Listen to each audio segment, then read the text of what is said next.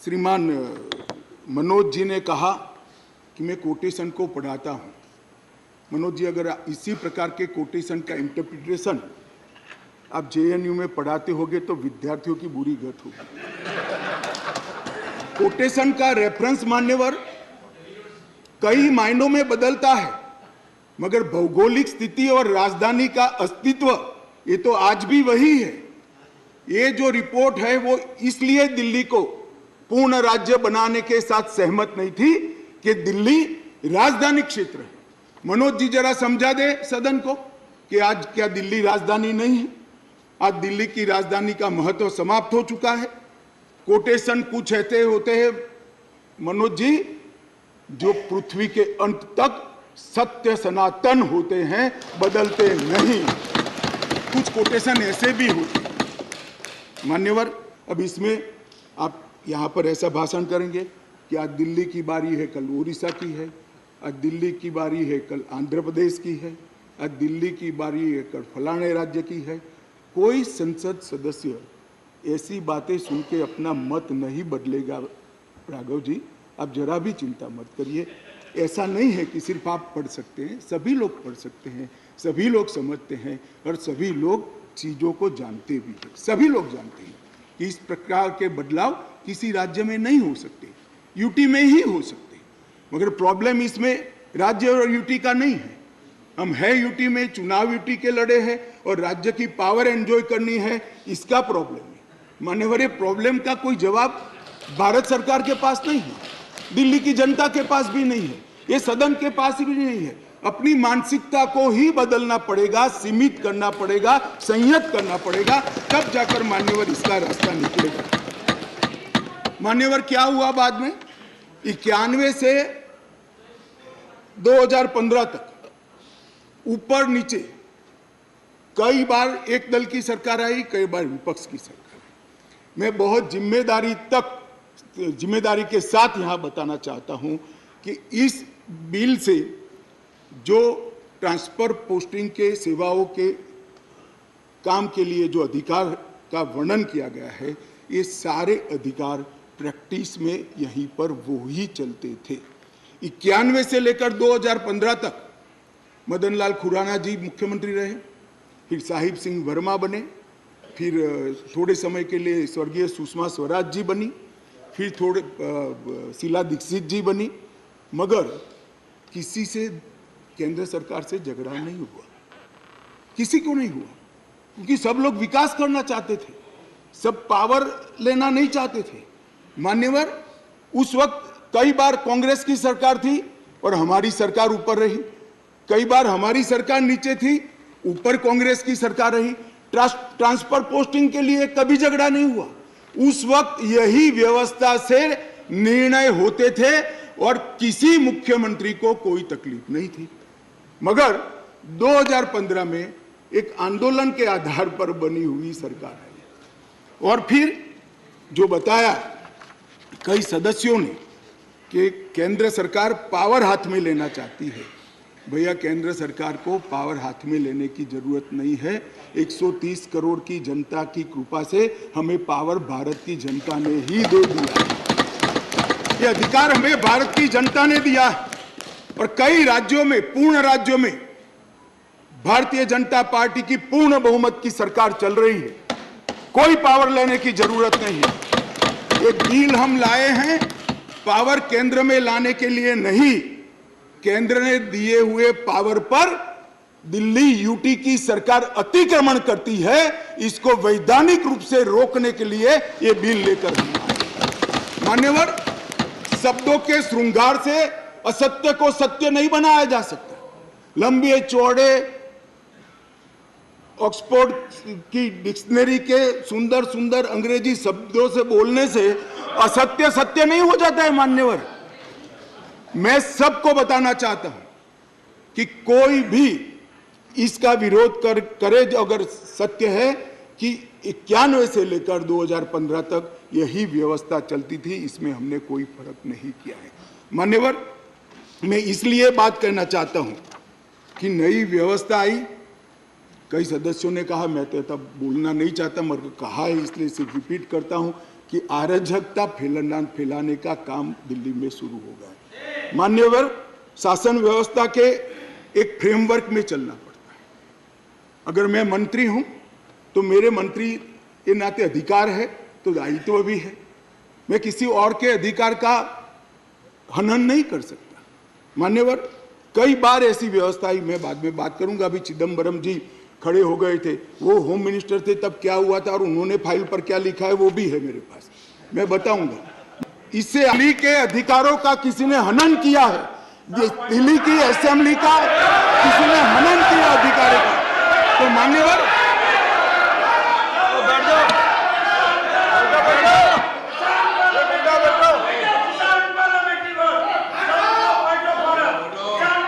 आपको मिर्ची लगी होगी, बैठ जाओ बैठ जाओ। आपको तकलीफ हुई है, अरे गोदी में बैठने में तकलीफ हुई है। माननीय अध्यक्ष जी, इनको करने में तकलीफ नहीं और सुनने में क्यों तकलीफ होती है? करते हैं तो सुनना पड़ेगा। गोदी में बैठ गए। मैं फिर से रिपीट करना चाहता हूं, केवल और केवल राजनीतिक स्वार्थ के कारण आप पार्टी का एपीचमेंट करने के लिए ये अपने ही लाए हुए कानून का ये विरोध कर रहे हैं।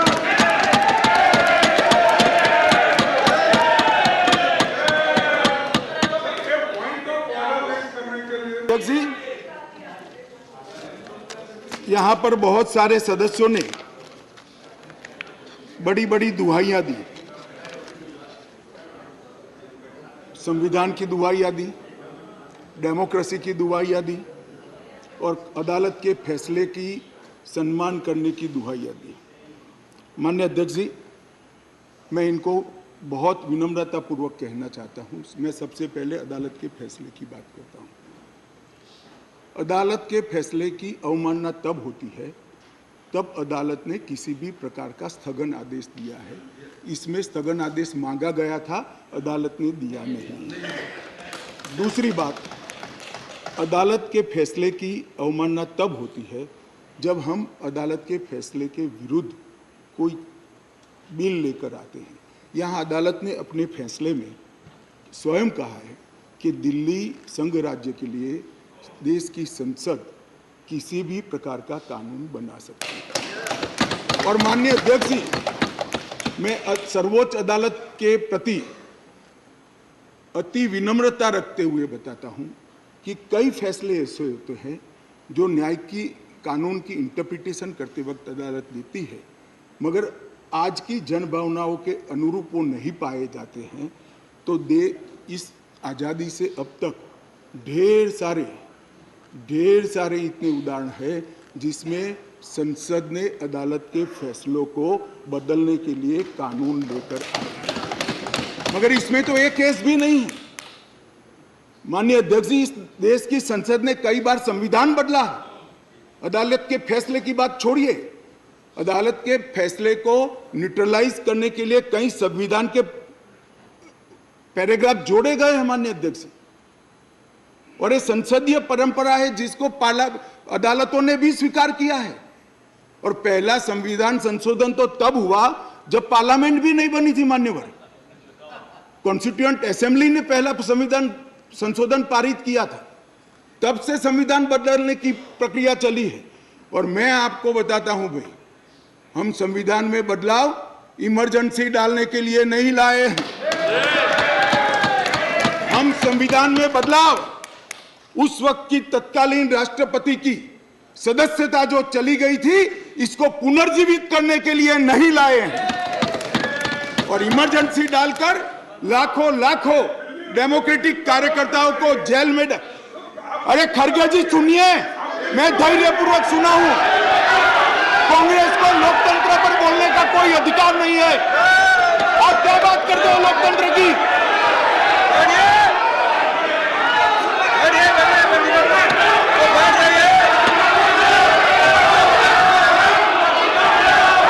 मान्यवर, मैं थोड़ी जल्दबाजी में प्रधानमंत्री की जगह राष्ट्रपति बोल गया, इसलिए मैं थोड़ा फिर से रिपीट करना चाहता हूं। इस देश के पूर्व प्रधानमंत्री की सदस्यता बचाने के लिए हम ये बिल नहीं लेकर आए।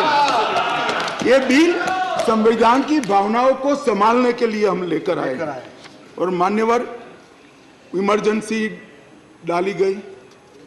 हम तो बहुत छोटे थे उस वक्त। ये बिल पर ही है, ये बिल पर ही है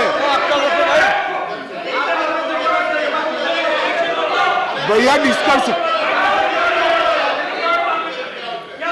मान्यवर ऐसा है कि जब ये लोग बिल पर चर्चा कर रहे थे, मुझे डेमोक्रेसी समझा रहे थे, तो मैं उनको डेमोक्रेसी समझा रहा हूं कि डेमोक्रेसी क्या है। इमरजेंसी के अंदर मान्यवर 3 लाख से ज्यादा राजनीतिक दलों के बड़े बड़े नेताओं को जेल में डाल दिए गए, जेल में डाल दिए। माननीय अध्यक्ष जी, सारे अखबारों पर सेंसरशिप डाल दी गई। माननीय अध्यक्ष जी, इंडियन एक्सप्रेस ने अपने संपादकीय को खाली रखना पड़ा। माननीय अध्यक्ष जी, ये लोग डेमोक्रेसी की बात कर रहे हैं, ये लोग डेमोक्रेसी की बात कर रहे हैं माननीय अध्यक्ष जी। और जब माननीय अध्यक्ष जी इन्होंने पूछा कि भाई अध्यादेश अब लाए थे तो एक बहुत सुंदर क्रोनोलॉजी देश के मतदाताओं को गुमराह करने के लिए। माननीय अध्यक्ष जी, इसका जवाब मुझे देना ही पड़ेगा, फिर से उनकी भावनाएं उद्वेलित होगी मगर मुझे देना पड़ेगा। माननीय अध्यक्ष जी, उन्होंने कहा 11 मई को फैसला है और 17 मई को ऑर्डिनेंस लाया गया और 19 मई को एससी को सुप्रीम कोर्ट को छुट्टी पर जाना था, तब ऑर्डिनेंस को घोषित किया गया। माननीय अध्यक्ष जी, मैं इसका तो पूरा क्यों करना पड़ा इसका मुझे जस्टिफिकेशन देना चाहिए, क्योंकि विरोध भी 2 दर्ज हुए इसी विषय पर। परंतु मैं उनको ये कहना चाहता हूँ, और एक मुद्दे कौन खड़े कर रहे हैं जिनका पूरा जीवन सुप्रीम कोर्ट में वकीलात करते करते गया। उनको ये भी मालूम नहीं है कि वैकेशन बेंच होती है, वैकेशन बेंच होती है, और वैकेशन के अंदर भी अगर उचित लगे तो मुख्य न्यायाधीश महोदय खंडपीठ भी बना सकते हैं, संवैधानिक खंडपीठ भी बना सकते हैं और स्थगन आदेश दे सकते हैं। वैकेशन के बाद क्या हुआ, ऑर्डिनेंस आ गया, वैकेशन के बाद चैलेंज किया, चैलेंज कर स्थगन आदेश मांगा, सुप्रीम कोर्ट ने नहीं दिया, आज भी नहीं है। मैं तो बिल लेकर आया हूं। अब ये क्रोनोलॉजी का क्या मतलब है बताइए। मगर यहां चर्चा कर एक भ्रांति खड़ी करना कि हमारे अधिकारों को लेने के लिए लालायित थे। भैया, अधिकारों को लेने के लिए लालायित नहीं थे, हम दिल्ली की जनता के अधिकारों की रक्षा के लिए लाए। इसलिए मान्यवर, ये जल्दी करनी पड़ती। मान्यवर, मैं आगे बताता हूं कि जल्दी क्यों करनी पड़ी। मान्यवर, अब मेरे पास भी एक क्रोनोलॉजी है, जरा उसको धैर्य से सुनना चाहिए। मान्यवर, 11/5/23 को ये अध्यादेश आया और ये फैसला है। फैसला लगभग 3-4 बजे के आसपास घोषित हुआ। उसके बाद में 5:30 बजे फैसला क्या था मान्यवर? फैसला तो ये था कि संवैधानिक खंडपीठ ने एक फाइंडिंग दिया है, ये रेगुलर बेंच के सामने जाएगा, रेगुलर बेंच हियरिंग करेगी और बाद में इसका आदेश पारित करेगी, तब जाकर फैसला लागू होगा। फैसला तो अभी लागू भी नहीं हुआ है। मगर जल्दबाजी किसको कहते हैं मैं बताता हूं श्रीमान राघव चड्ढा जी। जल्दबाजी इसको कहते हैं कि अभी आदेश तो पारित भी नहीं हुआ था, एक नीति विषयक फैसला लिया जो 2 जजों की खंडपीठ ने सुनकर उस पर आदेश पारित किया जाना था, इसके बाद इंप्लीमेंटेशन होना था। 11/5 को शाम को 5:30 बजे एक नोट सर्कुलेट कर दिया गया कि आज 5:30 बजे तक पात्र अधिकारियों की सूची के साथ जो इस पद पर तैनात हो सके, सचिव सेवाओं के मतलब सेक्रेटरी सर्विस के लिए एक नोट प्रस्तुत किया गया। ट्रांसफर करना भी चालू कर दिया। बोले अभी तो खंडपीठ 2 जजों की खंडपीठ का जजमेंट भी नहीं आया और ट्रांसफर करना चालू किया। सोशल मीडिया में घोषणा कर दी, अभी तो एप्लीकेशन मंगाई, नोट मंगाया है सोशल मीडिया पर कह दिया श्री आशिक माधवराव मोरे को बदल दिया गया। कैसे बदलोगे भाई, कैसे बदलोगे मान्यवर? और इसके आगे मैं जाना चाहता हूं। इसके बाद सतर्कता विभाग विजिलेंस के मिनिस्टर ने सभी सहायक निर्देशकों को आदेश दे दिया कि विशेष सचिव सतर्कता को रिपोर्ट न करिए, उनको डायरेक्ट रिपोर्ट करिए। अब जो एडमिनिस्ट्रेशन मुझे समझाते थे, मैं उनको समझाना चाहता हूं, डायरेक्ट जॉइंट डायरेक्टर लेवल का ऑफिसर सीधा मंत्री को रिपोर्ट करे, ऐसा कैसे हो सकता है भाई? कैसे हो सकता है? ये एडमिनिस्ट्रेशन है क्या? किसके साथ में खड़े रहे हो? जवाब देना पड़ा दिल्ली की जनता को भाई मान्यवर। इसके बाद सतर्कता विभाग के मंत्री जी ने आदेश दे दिया 13 तारीख को कि मैन्युअल के पैरा 2.22 के उल्लंघन किया, जिसमें विजिलेंस सेटअप के कार्यबल सीवीओ के परामर्श से संगठन के प्रमुख संगठन में प्रभावी सतर्कता प्रबंधन के लिए कार्यबल तैनात करने के निर्देश बनाने के लिए सूचना कर दी। अब मुझे ये समझ नहीं आता है, अभी तो संवैधानिक खंडपीठ को आदेश भेजा है, इंटरप्रिटेशन भेजा है, इस पर खंडपीठ ने 2 जजों की खंडपीठ ने सुनवाई करनी है और फिर जजमेंट देना है। यहाँ पूरा इम्प्लीमेंटेशन कर दिया। मगर विश्व में कोई भी विज्ञान का नियम है, कोई भी चीज अकारण नहीं होती। ये विजिलेंस विभाग को ही क्यों टारगेट बनाया गया? ट्रांसपोर्ट को नहीं बनाया गया, सफाई को नहीं बनाया गया, जल बोर्ड को नहीं बनाया गया, जल विभाग को नहीं बनाया गया, मान्यवर रोड एंड बिल्डिंग को नहीं बनाया गया, सोशल वेलफेयर को नहीं बनाया। ये सारे शासन के साथ जुड़े हुए भी नहीं है क्या? ये किसी में जल्दी नहीं हुई, सिर्फ विजिलेंस में हुई। अब मैं इस कारण बताना चाहता हूं कि सदन में विजिलेंस में क्यों जल्दी हुई। मान्यवर, इसके अंदर आबकारी घोटाले की, शराब घोटाले की फाइल विजिलेंस में पड़ी थी। इसलिए मान्यवर आधी रात को विजिलेंस डिपार्टमेंट खोलकर फाइलों की हेराफेरी करने की फरियाद दिल्ली पुलिस को मिली है। मान्यवर केशव राव जी कहते थे, हम तो ना इनके साथ है ना उनके साथ है, ना आपसे जुड़ाव है ना उनसे जुड़ा है। बीआरएस वालों का भी इस शराब घोटाले के साथ आप पार्टी के साथ जुड़ाव है, इसीलिए आप वहां बैठे हो। मान्यवर, एक फाइल थी आबकारी घोटाले वाली, दूसरी फाइल थी एक यहाँ पर शीश महल बना है मान्यवर, बहुत बड़ा शीश महल। हमने When we speak, you stop us. Sheesh Mahal is allowed to नहीं, एक मिनट मान्यवर, शीश महल में असंसदीय क्या है? अभी मैं आगे तो बोला ही नहीं। What is the problem here? What is your objection? What is the problem? मान्यवर, मैं कहता हूं शीश महल में क्या असंसदीय है, चर्चा करें जरा खड़े होकर। वैसे ही व्यवधान करने के लिए खड़े हो जाते हैं,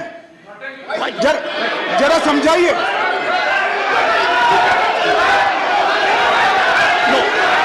मान्यवर, मेरा निवेदन है, मान्यवर मेरा निवेदन है, असंसदीय क्या है इसमें इसकी चर्चा की जाए। मेरा निवेदन है।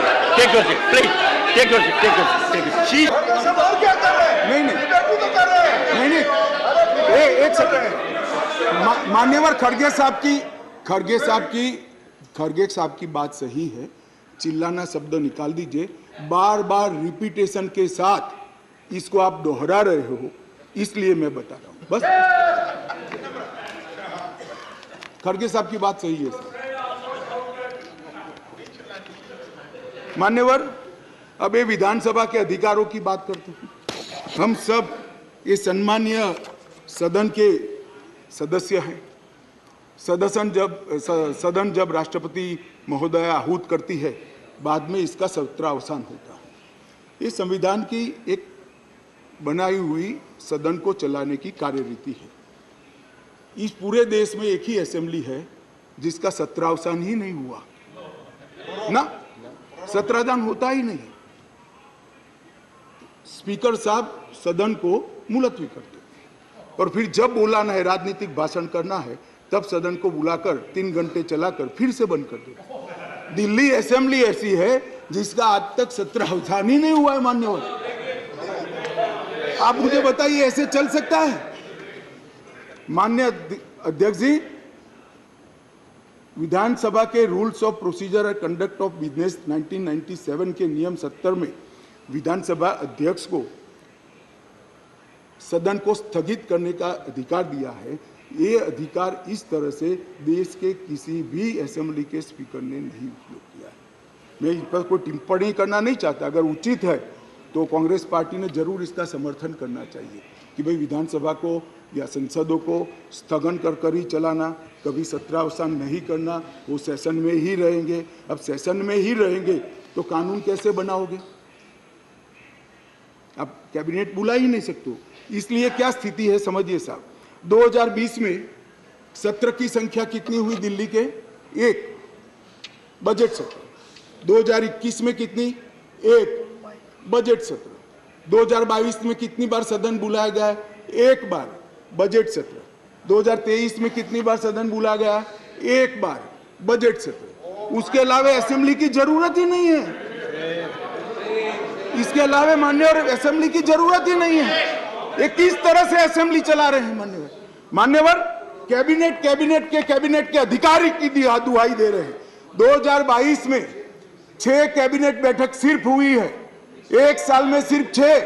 इसमें से 3 बजट रिलेटेड है और 3 एक बिजली कंपनी को सहायता करने के लिए बुलाई गई, बाकी एक भी कैबिनेट नहीं बुलाई। मान्यवर 2023 में सिर्फ 2 ही कैबिनेट बुलाई गई और दोनों बजट के कामकाज के लिए बुलाई।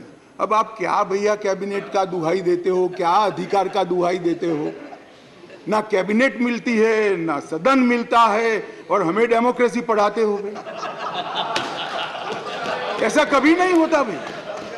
ये जो कहते हैं ना कि क्या विशेष हुआ था, इसलिए मैं समझाता हूं मान्यवर क्या विशेष।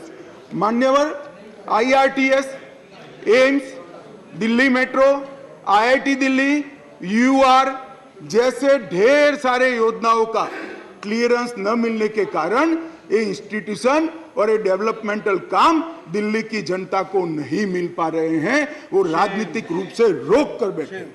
5G टेक्नोलॉजी लाने का रास्ता मोदी जी सुगम करना चाहते थे।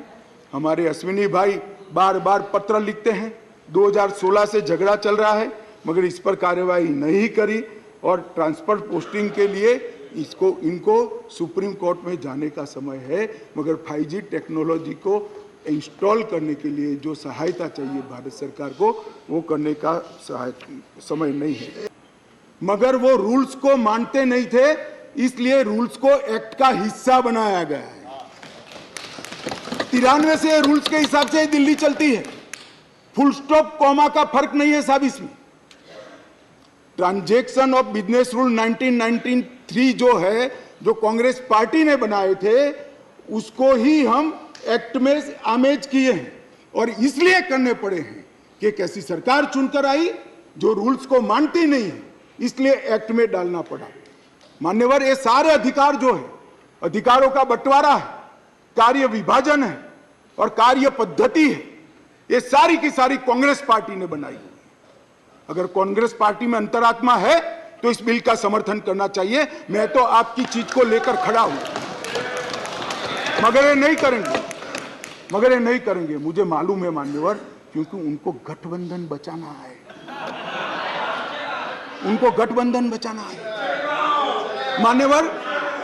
मान्यवर मैं आपको बताना चाहता हूं, ये आप पार्टी का जन्म ही कांग्रेस का विरोध कर हुआ।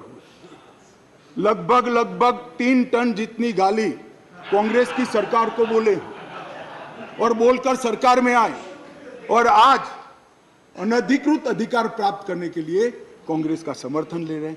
और कांग्रेस वालों को भी ठीक है, चलो हमारा गठबंधन बढ़े।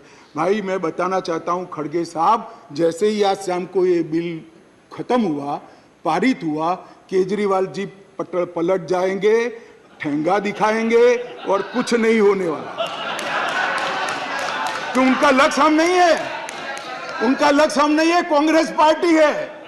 जरा इनका चुनावी इतिहास देखिए, उनका लक्ष्य आप हो, वो आपको नहीं छोड़ेंगे।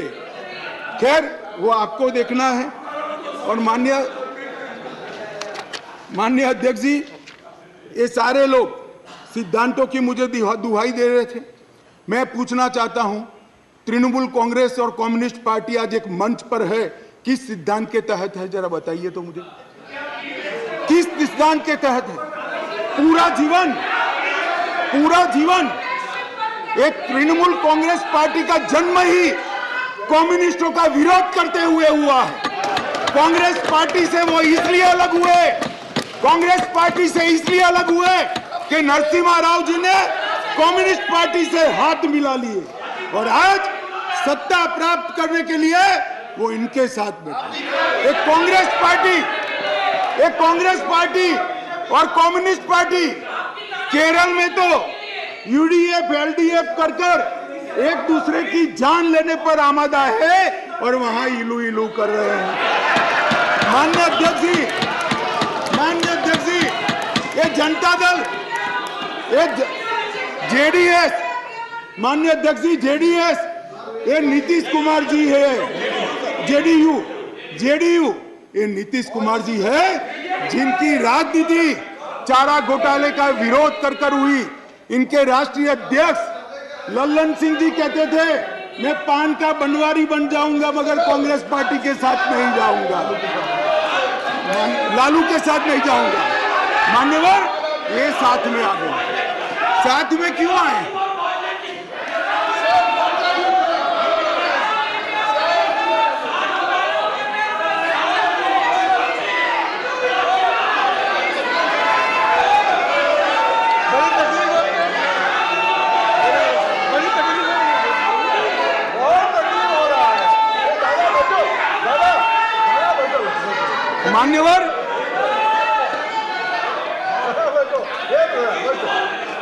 मान्यवर, ये साथ में क्यों आए हैं? ये साथ में इसलिए आए हैं कि उनको भरोसा है कि अकेले कुछ हो नहीं सकता, इकट्ठा हो जाओ तो कुछ तो कर पाएंगे। मगर मैं आज बताना चाहता हूं मान्यवर, और 5-10 लोगों को जोड़ दो, कुछ नहीं होने वाला है। 24 मई में फिर से नरेंद्र मोदी प्रधानमंत्री। मान्यवर,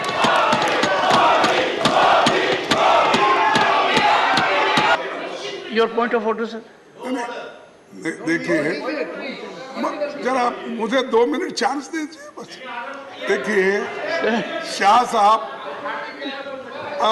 उन्होंने ऑर्डिनेंस पे बोल रहे हैं, ठीक है, लेकिन ऑर्डिनेंस को छोड़ के वो हमारे इमरजेंसी से लेकर और अब तक जो आगे 2024 में, अरे भाई चुप, सब आधे कांग्रेस के हैं इसमें,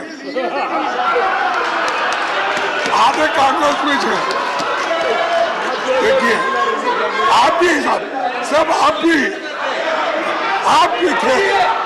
तो सर, मेरा एक ही निवेदन है कि शाह साहब अच्छे भाषा में बोलते हैं, हिंदी में अच्छा, जैसा अंग्रेजी में हार्वर्ड को उन्होंने बोले कि अच्छे शब्दों में, ऐसा वैसा ही वो भी हिंदी में बहुत अच्छे तरीके से व्याकरणबद्ध हिंदी बोल रहे हैं, ठीक है। लेकिन क्या बोल रहे हैं कि 2024 के इलेक्शन को संदेश दे रहे हैं यहाँ से कि हम जीतेंगे। माननीय खड़गे जी, और एक सेकंड और अपोजिशन का पूरा, माननीय खड़गे जी, अपोजिशन के टीका टिप्पणी कर रहे हैं। आप अपने विषय पे बोलिए।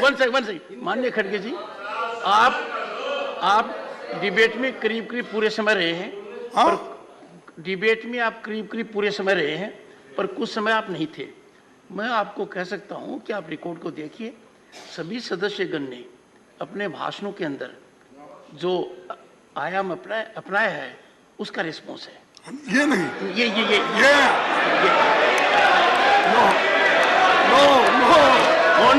ऑनरेबल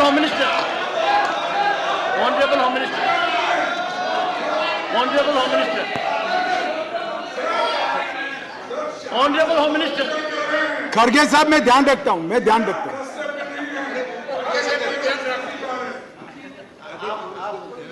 मान्यवर मैं खड़गे जी का बैठ जाओ। मान्यवर मैं खड़गे जी का धन्यवाद करता हूं। इन्होंने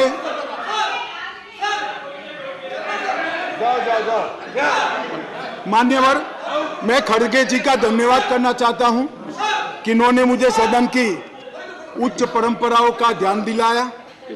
मैंने सदन की परंपराओं का ध्यान रखते हुए सटल वे में मेरी बात कही थी, परंतु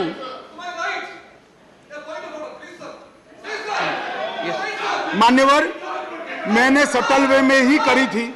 मैसेज आधा अधूरा गया था, खड़गे जी ने पूरा मैसेज डाल दिया, इसलिए मैं उनका धन्यवाद करना चाहता हूं। मान्यवर संजय राउत जी ने कहा कि मोदी जी विदेश जाते हैं तो उनका सम्मान होता है, कोई उनका ऑटोग्राफ मांगता है, कोई उनको झुककर नमन करता है, कोई उनसे अपॉइंटमेंट मांगता है, कोई मोदी इज द बॉस कहता है।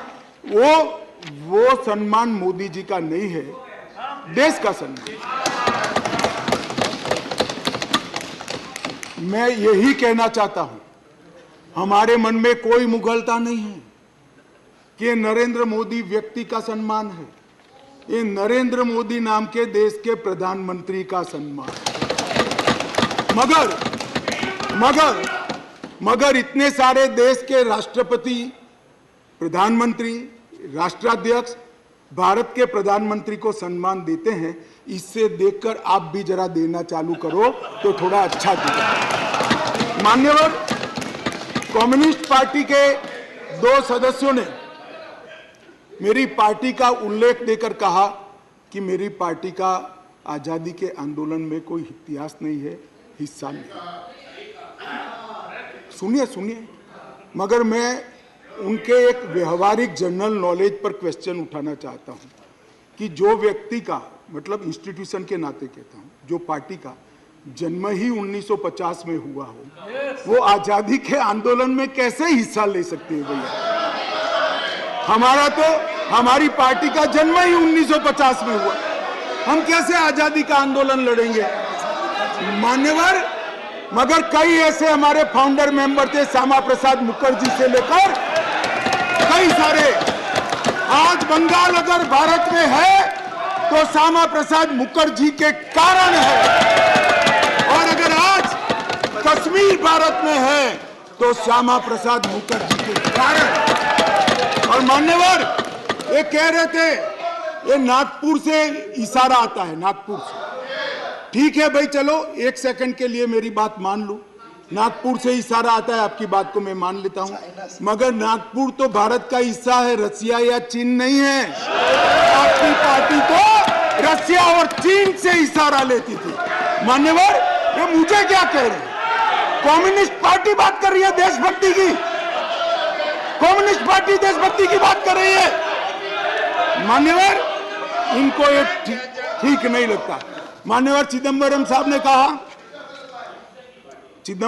ने कहा कि दिल्ली के लिए भी बीजेपी का अधिकार नहीं, दिल्ली में बीजेपी की 2 बार सरकार नहीं हुई। तो भाई अगर यही सिद्धांत है तो आपको तो बोलने का ही अधिकार नहीं है।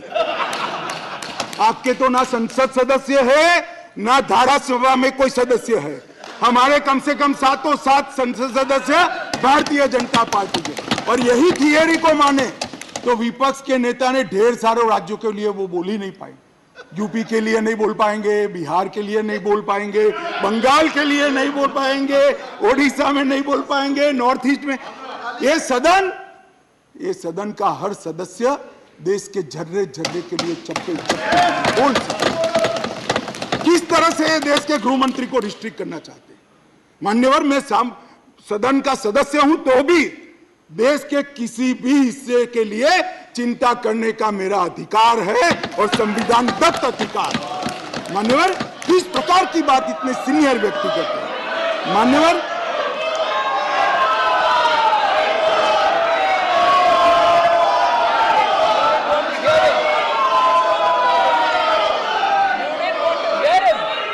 मान्यवर मान्यवर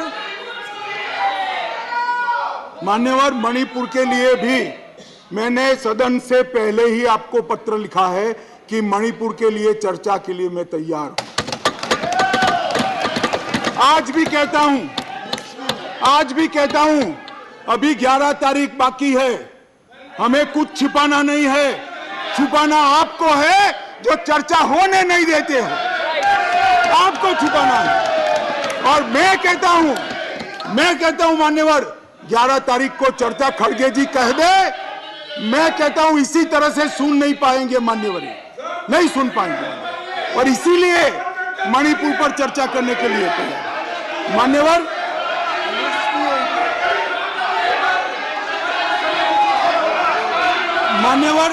उनको मालूम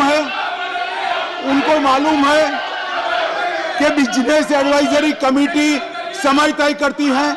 मैं अभी देश की जनता के सामने कहता हूं 11 तारीख को, एक सेकंड, सुन लिया, बैठिए मान्यवर, मैं सदन के सामने स्पष्टता करना चाहता हूं। ये चर्चा वो 267 के तहत चाहते हैं। एक सेकंड बैठ जाओ।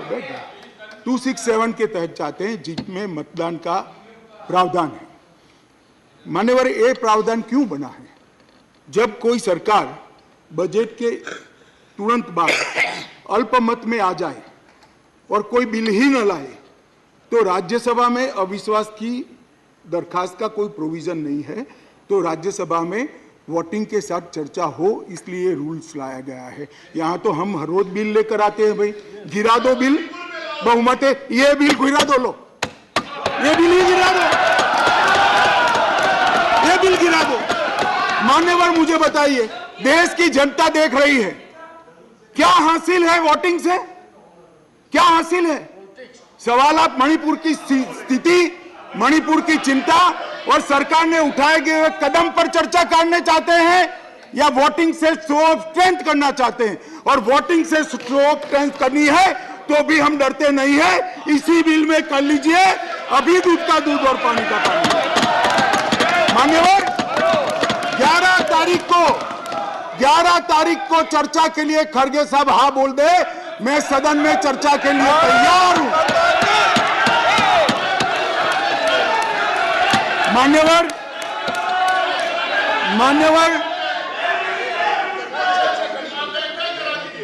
ऐसा है जयराम जी आपको भी मालूम है अभी नहीं हो सकती।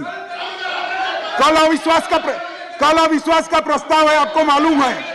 मान्यवर देश की जनता सुन ले, 8, 9 और 10 अविश्वास का प्रस्ताव है, इसलिए मुझे कह रही है कि आज 8, 9, 10 में चर्चा करिए। कांग्रेस पार्टी ही लाई है और मैंने सदन के पहले दिन से आपको पत्र लिखा है मान्यवर कि सदन में कितनी भी लंबी चर्चा के लिए मैं तैयार हूं, मैं हर बात का जवाब दूंगा और ये मेरा संवैधानिक दायित्व। मगर जब लोकसभा में अविश्वास प्रस्ताव पर चर्चा होती हो तब ये चाहते हैं मैं यहां बैठूं। मान्यवर इनको अविश्वास प्रस्ताव वही लेकर आए हैं मगर इसकी संवैधानिक महत्व का मालूम नहीं है। सब अविश्वास का प्रस्ताव होता है, मैं वो सदन का सदस्य हूं, मुझे वहां रहना पड़ता है मान्यवर। और 11 तारीख में क्या बुराई है? 11 तारीख में क्या बुराई है? मान्यवर चर्चा से भाग रहे हैं, ये चर्चा नहीं चाहते हैं मान्यवर, होने नहीं देते हैं। इसलिए मैं कहता हूं मान्यवर कि चर्चा करनी नहीं है और चर्चा करे तब बोलकर भाग जाना है। आज अच्छा है कम से कम एकता दिखाने के लिए वोटिंग करने के लिए बैठे हैं, चलो वो बहाने से भी बैठकर संविधान के नियमों के हिसाब से, संसद के नियमों के हिसाब से चर्चा करी, इसके लिए धन्यवाद। मेरा पूरा सदन से मान्यवर निवेदन है कि जो मैं विधेयक लेकर आया हूं इसको पारित किया।